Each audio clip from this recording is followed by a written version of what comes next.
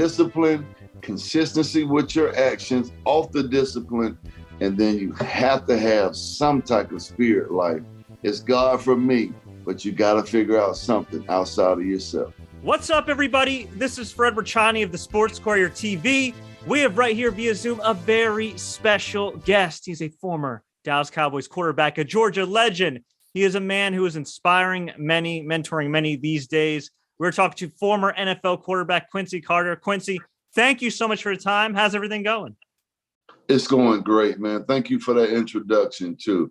But, man, it's really going great. God is good. That is great to hear. And, of course, we want to dive into your football career and your road to recovery. But we would love to hear about what you're doing these days with BRC Recovery Centers. By the grace of God, I'm so blessed to tell everybody here that I'm now the business development director of athletes and entertainers. And so we designed a mindset program specifically to the athletes and entertainers. We're not going to baby anybody because that didn't work out for me. That didn't work out for some of my comrades. But what we do understand is that we come from a different, walk of life.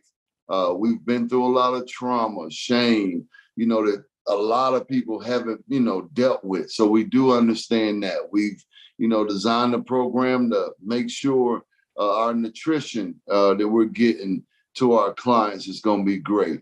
Our rec therapy, going on trips, and, doing fun activities. Also, we designed what we call toxic masculinity course that Brittany Lawless has put together. Our own president, Mandy Baker, she's been our clinical director for years. So she knows exactly the recipe to treat guys. And then me being actually a former client of BRC, I've been through our 90-day program, heavy 12-step program, which really turned my life around. Actually, in step 3, we talk about turning your will over to God. That's when I really knew. That's when I really had started to develop that relationship with God also. But not to scare anybody away. It could be a higher power or the universe for you. But that big book in 12 and 12 really breaks it down. And our staff does a great job of having a course to break things down. And then I'm also a recipient of our McConnell program, which, deals with the trauma, the shame, the codependency, the family attachments that, I was just speaking about earlier. So I'm a benefactor of what BRC is about. And then when you add in the things that we've implemented along with what already we have intact, it's just a beautiful thing to be a part of, man. And I'm really excited about it. Yeah, I think the last time a lot of NFL fans heard about you, there were some issues here and there. So at what moment did you decide, like, okay, BRC is for me, and I'm really going to make a step towards finally really turning around my life? Well, here's the thing. For about 14 years, from 2005, sadly to say, to 2009, July 22nd, when I walked in the doors of BRC, I was reaching out and trying to get help. But what I wasn't doing was really working a program. And then the other thing that BRC offered me was going through the whole 12 steps. See, I was going to rehabs. We'll get the first 3 steps. We're trying to put a Band-Aid on this thing. And then I'm walking out the doors. I don't know how to be a sponsor. I really don't know how to go to meetings. I don't know how to have a sponsor and really work the steps. And it just didn't really work out for me. July 21st. Well, actually, it was the 22nd. I came in the same day. They came and picked me up. The 22nd, man, I had a longtime friend, my grand sponsor, Hollywood Henderson, since 2007. And so I got on the phone with him and told him, man, hey, listen, I've got to get some help. And when I mean help, surrender to this program, because I knew about the program. I knew I had to surrender to God. But that day right there, man, I just said, hey, whatever it is, I got to do it. And he had a good friend, Marsha Stone, still one of my good friends. The relationship we've been able to build, called her, and they were down in South Texas picking me up from Donna, Texas, within like about 5 hours. And then when I got here, man, it was all surrender for me. but it was surrendering to this program of AA and also surrendering to God, man. And I haven't turned my back. But BRC was able to supply me with the tools that I really needed, to really, man, get a stranglehold on this recovery. But it's a continuous program. It's a day-to-day thing. But now I know how to truly live and how to put my past behind me, let God take everything, and me stop trying to drive so much and get my butt in the back seat, not even the passenger seat, in the back seat with the seatbelt on, and let God do the work. Yep. For sure, man. Well, it is great to see you doing well. So happy to hear that. Of course, if people want to check out BRC Recovery, they could go to brcrecovery.com, the website, brcrecovery.com. They also call the number on the website, which is 1-855-940-5947. Of course, we'll include all that in the show notes. Now, in addition to BRC and helping fellow athletes and whatnot, are you still involved in football at all? Oh, yes. I'm heavily involved, man. I'm blessed to have my quarterback school. The Quincy Carter 17.com is where you can find my website at, but I call it the Quincy Carter Quarterback School. And I have various camps across the country, Florida, Texas, Georgia, Mississippi, actually.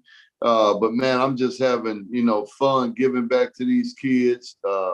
I don't play no games when it comes to the quarterback position, because you got to want to play this game. You got to want to play this position, and it's not just the fundamental aspect of it, but it's what you do off the field, the mistakes I've made on the field, making sure, hey, we got all 11 guys in the huddle first, even if you even huddling up these days with all these spread offenses, but you got the crowd noise, you got the play, you got the protection, what drop step I'm actually running on this particular play, who are we reading, where the blitz is coming from. So, man, when I tell you got to want to play this position, you got to want to play it. And I'm teaching all nuances of it. But I'm so blessed to have coaches like Bill Parcells, Sean Payton, David Lee, my high school coaches, Steve Davenport, Buck Godfrey. So it's really just all of a collaboration of what I've been taught, man. And I'm so blessed I have those abilities, man, to give it back. That's so awesome. You mentioned, of course, Sean Payton, Coach Parcells. So the coaches you worked with throughout your career, especially in Dallas, you still have a good relationship with them? I do. Sean just sent me an autographed ball for one of my guys. Me and Coach Parcells, we talk every couple weeks, good phone conversations. David Lee, he was the guy who was behind the scene. He was a quarterback quality control guy, was kind of his title until he moved up to quarterback coach after I had left, though. But, he been at Arkansas, been at other places, but he was my guy too. So I can't not mention him. And then my high school coach, Steve Davenport, and Coach Buck Godfrey. Heck, I even still talk to Coach Donnan, man. I loved all my and me and Coach Campo, we hadn't got on the phone, but me and Coach Campo speak over Facebook. Heck yes. So we're all still in touch, man. I love my coaches.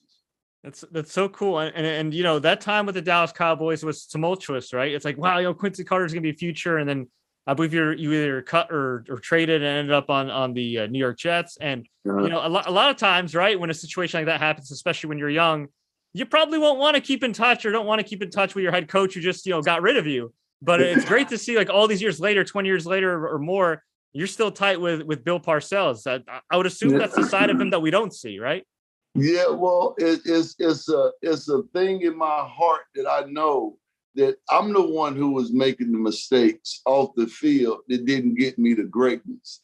It wasn't the guys who was teaching me. And so when you finally are able to look yourself in the mirror, because I blamed those guys for years now, why did they cut me? It was their fault. No, actually, you were actually doing some things you shouldn't have been doing. And how are we going to have our quarterback doing those type of things? So man, I got a special place in my heart for them because I really know wholeheartedly they cared about me. They love me. And heck, look at them. They still on the phone with me to this day, man. So So I know the real. I can't hide that truth. Now we're a New York-based show. We got a little bit of a rivalry with the Dallas Cowboys, but there's no arguing they're one of the most famous franchises, not just in the NFL, but in the entire world. So I can only imagine a young kid like yourself, early 20s, getting drafted, being the starting quarterback for the Dallas Cowboys under the legendary Bill Parcells. How the hell did you deal with all that pressure? Man, you know something? Well, I didn't handle it all great because it was sitting behind closed doors, smoking weed. But man, God, I had a real strong relationship with God, not the one that I have today, because I don't allow myself to get in the way of his graces. Back in the day is what God can do for me. And then, hey, like I got it from here, but now that's a whole different relationship. But, I don't want to toot my horn, but early on in my career, I was able to have coaches like Steve Davenport and Coach Buck Godfrey, who really, really humbled me. And so I listened a lot. I was a student of the game, and then having Bill Parcells there with all of his knowledge and the way he approaches the game, it was like a match made in heaven. So I had a lot of pieces around me, the Richie Andersons of the world.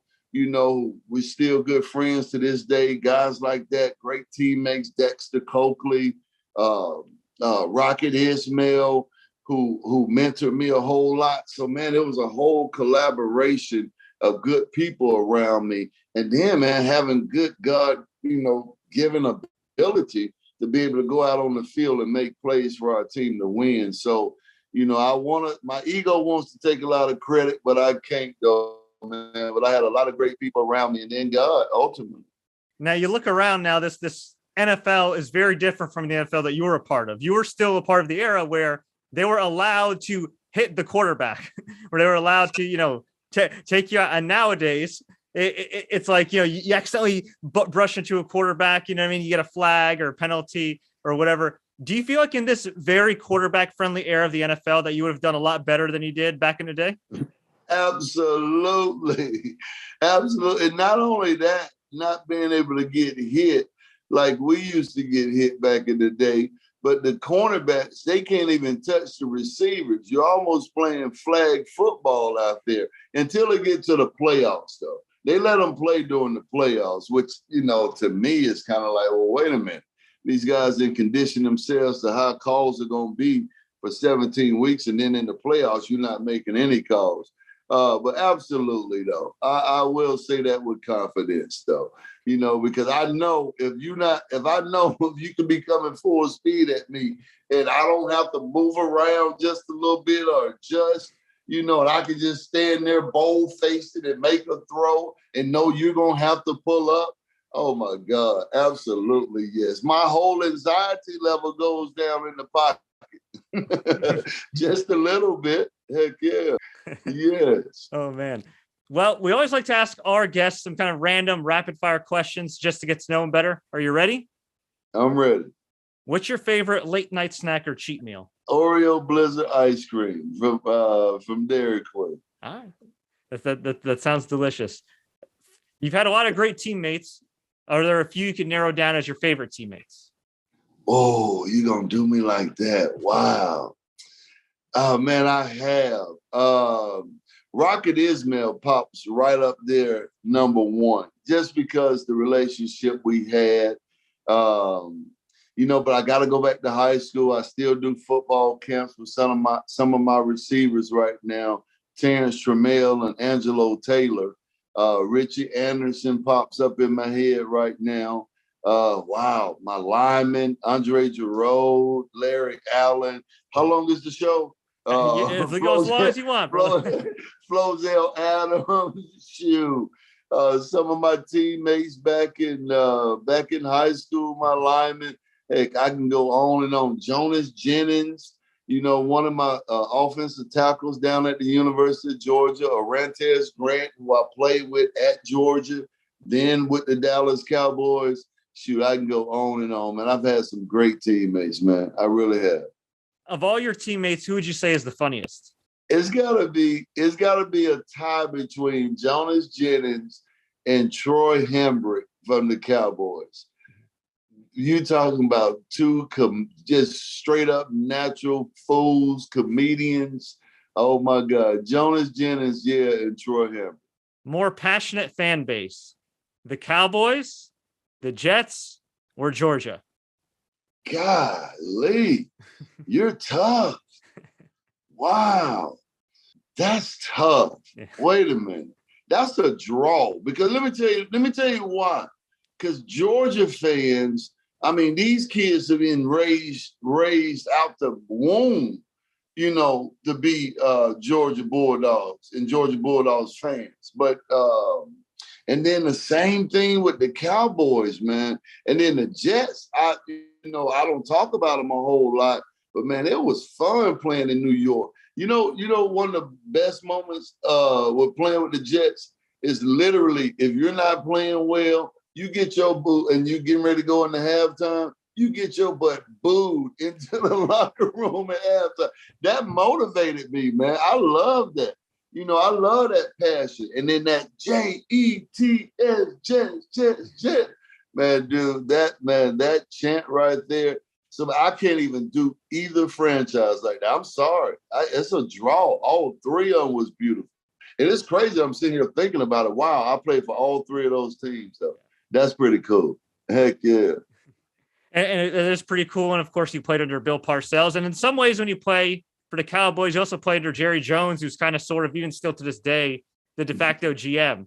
Do you have any funny Bill Parcells or Jerry Jones stories from your time with the Cowboys that you're allowed to tell? My funniest Bill Parcells story is me and a couple of guys are sitting up in the hot tub, and he comes in the hot tub with his mob figure butt naked and just gets and just jumps in the hot tub. You should have seen everybody just scram out of there. He's gonna get me for that one though. But man, Jerry Jones, I don't have one just right off the top of my head. He was a little bit more hands-off, more business. He loved us though. But yeah, that Bill Parcells story, that he's gonna kill me for that one.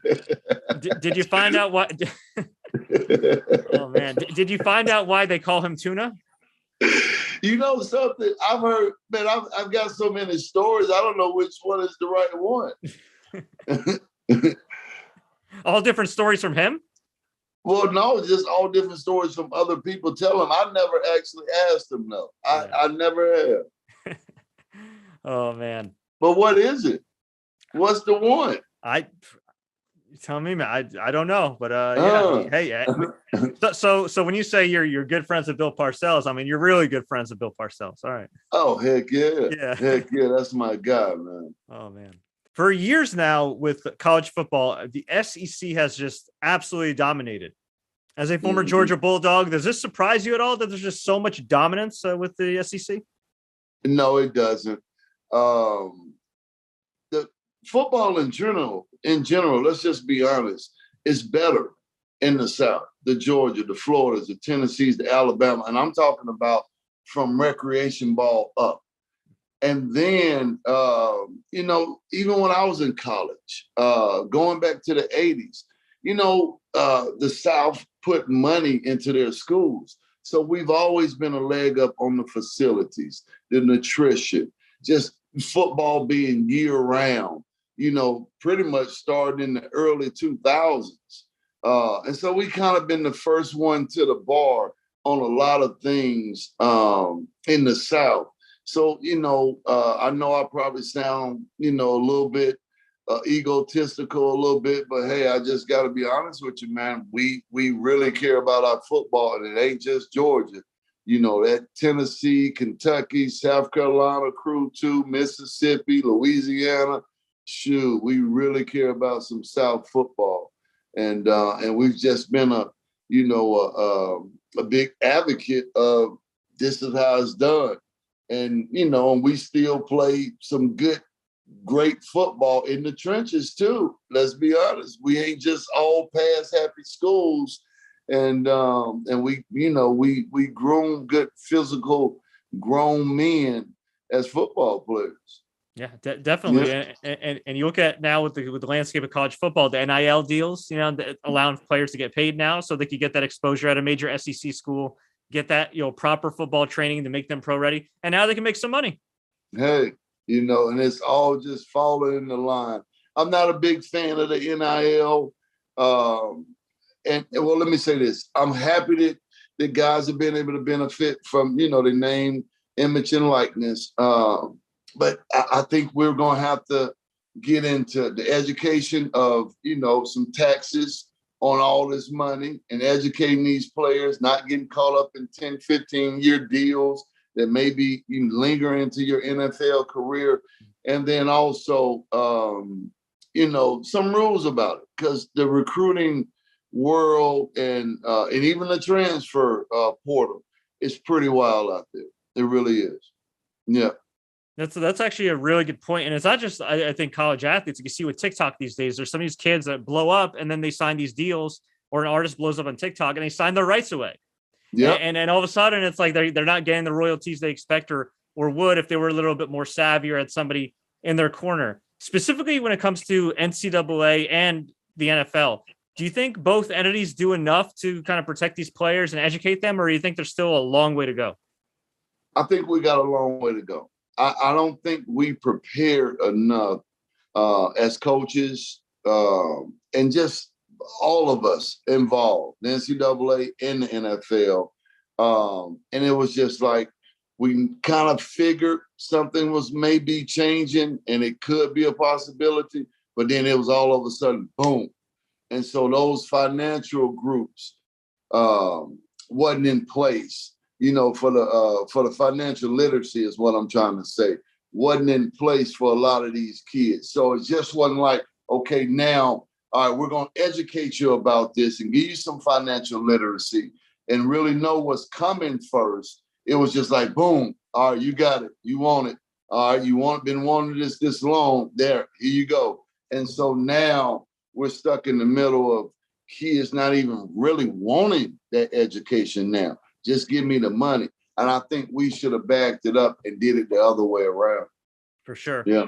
Now, in terms of the NFL, when it comes to substance abuse, getting clean, you went through your issues in the NFL and thank goodness you're doing great now. But do you feel like back then and even today that NFL teams could do more, or does the responsibility fall on the player? Like, how do you see it these days? Could teams do a little bit more in terms of resources?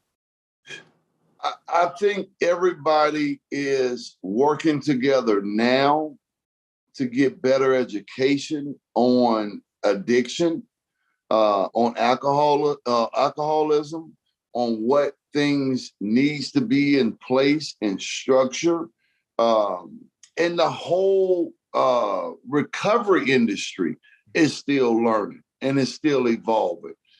So everybody, I think, is working hand in hand to try to put the right things in place for guys.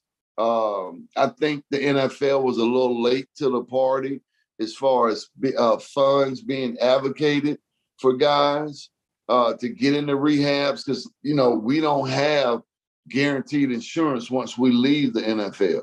So these funds being allocated for guys, especially when you talk about all the head trauma and things that go along with maybe occurring addiction behind that head trauma. So I think things are getting better. I think we're moving in the right space. But I think we were a little late to the ball, but I think we're working hand in hand, as a matter of fact, and that's why BRC wants to be one of those guys that the NFL refers to, because we do have the infrastructure in place to help guys. But I think we're, still moving towards that pendulum of things kind of swinging over to the other side and guys being educated enough to know what the players really need. Well, you've dropped a lot of gems in this interview. We really do appreciate your time. We want to get you out of here on a high note. What's the best piece of advice you give for success? The best piece of advice I can give for success. Discipline has to be to the forefront. consistency with your actions, and you got to take God with you. And if it's not God, I understand, but it's got to be some kind of understanding of a higher power, whether it's the universe, but it's got to be something outside of yourself. But discipline, consistency with your actions, off the discipline, and then you have to have some type of spirit like, it's God for me, but you got to figure out something outside of yourself. Love that. Well, Quincy, much respect to for everything you and BRC are doing, man. I'm so happy to see you doing well. Also, actually, bonus question. You have a son as well who's a bit of a baller. Can you tell us about him? Yeah. Well, hey, I got a couple of them. I got two playing college basketball right now. One is Brevard. One is actually at Mount Marty. I was just on the phone with my son who is at Brevard, is doing well, getting ready to go into his senior year. Then I got my last hope as a quarterback. He'll be 9 June 13th. So we'll see how that goes, though. But, man, they're doing great. They're actually great human beings, too. And that's what I really, really care about. And hey, they're doing well, though. But thanks for asking. I appreciate that. Of course. Love to hear that. You can, of course, check out Quincy and all the programs for BRC, brcrecovery.com. Where else can we find you online?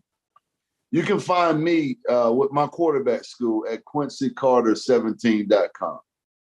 Excellent. And one more. Is there anything you wish I asked you in this interview?